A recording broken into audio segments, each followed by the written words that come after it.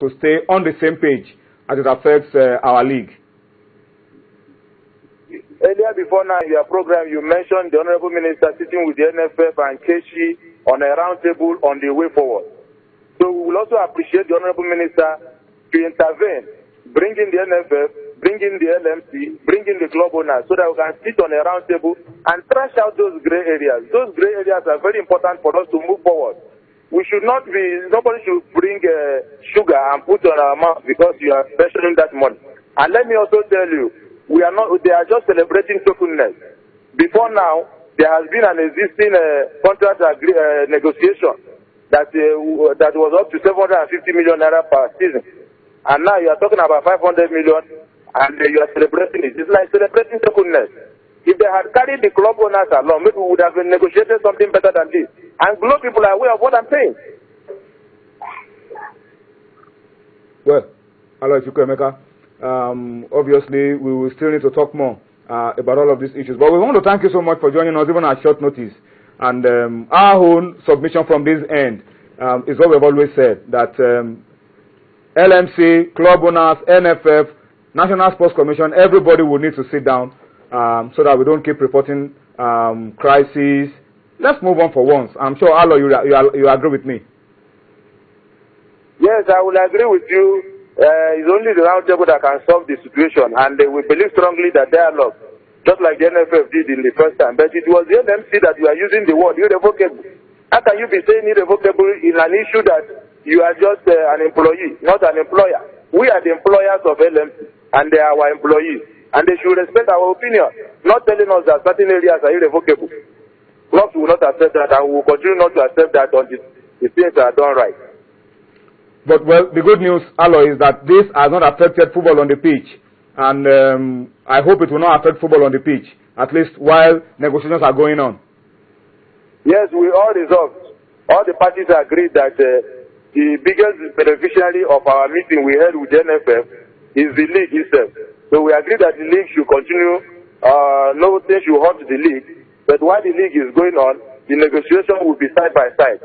And I strongly believe that if we have a roundtable discussion that everybody is ready to make sacrifice, not mentioning where you are using the word irrevocable, like Ndoka used it the last meeting we had. How can you be mentioning irrevocable? Like, that was what annoyed the clubs. So I think we all agree to move forward, and I'm assuring you that as soon as we have a roundtable discussion in less than a few days from now, everything will be resolved to the best interest of Nigerian football. But one last question, Aloy, because this is of interest to me.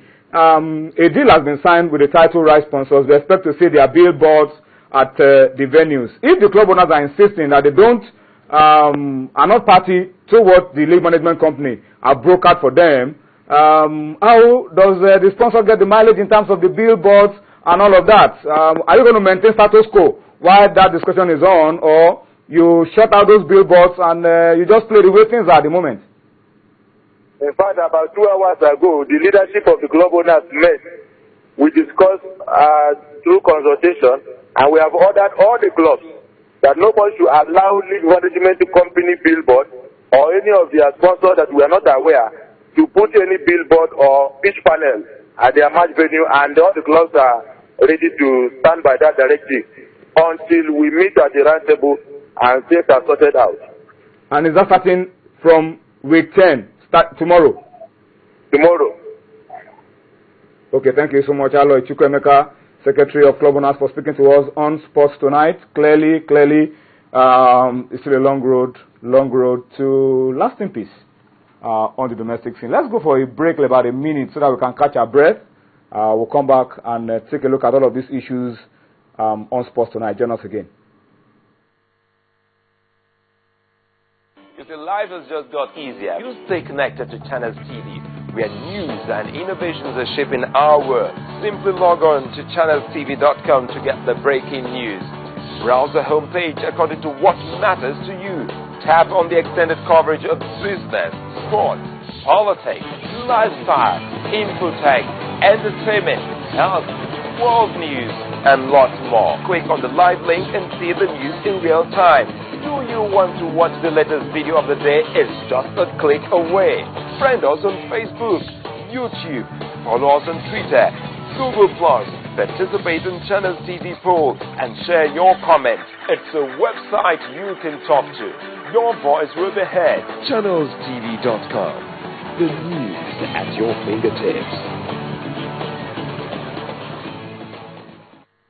Okay, thank you for staying with us. We just spoke to the Secretary of Club Owners, Aloy Chukwuemeka, General Manager of Abubakar Bukola Saraki. Interestingly, one of the only 2 privately run clubs in the Nigerian Professional Football League. And today looks like we have a long road to peace. But let's allow you to talk to us on Sports Tonight via feedback. Make use of our feedback mechanism that you are seeing on your screen on Facebook. Today we'll be running through that for us in the next couple of minutes. And of course on Twitter, a whole lot of handles on your screen at Channel Sports, at Tony Between. That's my handle, at Micho Konta. That's Dumnodi, who is producing us now. And today at Red Carnival, spelled R-E-D-D. R-E-D-D and Carnival. R-E-D-D and Carnival. Okay, so you can add Tunde to it. Tunde Koiki is the handle to it at Red Carnival. Red, R-E-D-D, then Carnival. All right, but we'll take your opinion as we go on Sports Tonight. Tunde, let's look at the fixtures for NPFL Week 10. Well, football on the pitch will go on. That's what the club owners are saying. But maybe without those billboards anymore. And for me, it's even more confusing, because that's what football is about, the billboards and everything. But let's look at the fixtures for the games to be played midweek matches. And then, as we talk along, we will reflect on all of those things. Tomorrow in Ibadan, 3S will be taking on Sunshine. What a game this will be. It's a game of the stars. Shooting stars, sunshine stars. Which star will shine the brightest? What do you expect the shooting stars with their shooting? They can shoot up to the sun. But that's a good game to watch tomorrow. Aim for the sun and what a game this will be. What a game this will be in Ibadan. Aqua United against Sharks of Port Harcourt in Uyo. Bayelsa United against Heartland of Owerri in Yenagoa as well. Wiki Tourist against Rangers will be played on Friday. Rangers came back to the country today from Angola, and they've been given 48 hours to travel, rest and travel, which I think is fantastic from the competitions department of the professional league.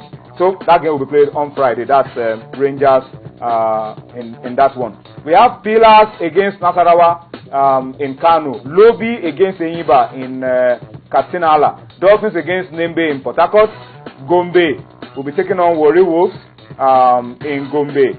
And then we have Kwara United against Kaduna United. El Kanemi against Abubakar Bukola Saraki will be played on Thursday. We're told that ABS got involved in a minor road accident and where they were on their way to Meduguri, so they've been given 24 hours. That game will be played on Thursday. Tunde, very quickly, football on the pitch is going on, but just going on. Just barely going on. Going on for the sake of going on. And that's the painful part. It's as if, you know, your car doesn't have brakes.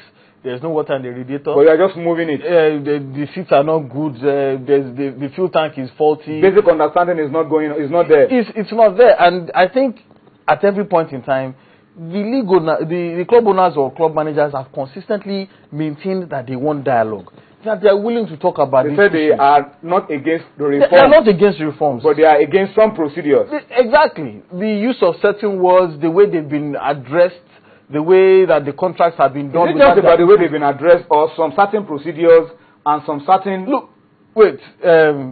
actions? Hold on. There's a proverb that says that no matter the size of the beard of the workman, whoever pays him is still his oga. So no matter who is in charge of the LMC or is in the board of the LMC, the very truth is that those people are there at the should be there at the instance of the club owners. So if the people in the LMC must pander to the wishes and the whims of the club owners within reason.